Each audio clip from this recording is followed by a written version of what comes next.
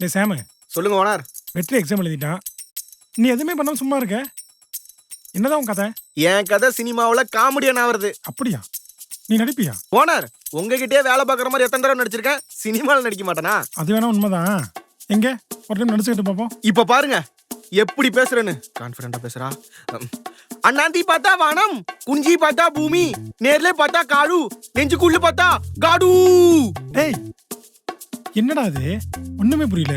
Owner, இப்ப இந்த dialogue தான் ஃபேமஸான டைலாக்.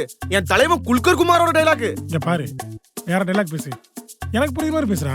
காலை விடுகிறது, கடை திறக்கிறது, உனக்கேன் கொடுக்க வேண்டும் பேட்டா. என்னுடன் மெக்கானிக் செட்டுக்கு வந்தாயா, இன்ஜின் ரிப்பேர் செய்தாயா, ஆயில் சர்வீஸ் செய்தாயா, அல்லது இங்க நிற்கும் வண்டிகளில் பெட்ரோல் திருடி வித்தாயா, அல்லது நீ ஸ்பேனரா இல்ல ஸ்க்ரூ டிரைவரா, பழைய ஆயிலே. டேய் டயலாக் சொல்ல சொன்னா நீ பண்ணா திருத்தணும்னு சொல்லிட்டு இருக்க. ஐயோ ஆமால ஓனர், பழக்க தோசத்துல அப்படியே ஃப்ளோல பேசிட்டேன், எதுவும் தப்பா எடுத்துக்காதீங்க. பரவாயில்லடா, நல்லா ரைமிங்கா தான் பேசுறேன். உனக்கு வாய்ப்பு சீக்கிரமே வரும். வாழ்த்துக்கள். அப்படியா ஓனர்? ரொம்ப தேங்க்ஸ் முதலாளி. கருப்பு சூர்யா மாதிரி வந்துருவனா? டேய் காதல் பரத்து மாதிரி ஆயிருடா.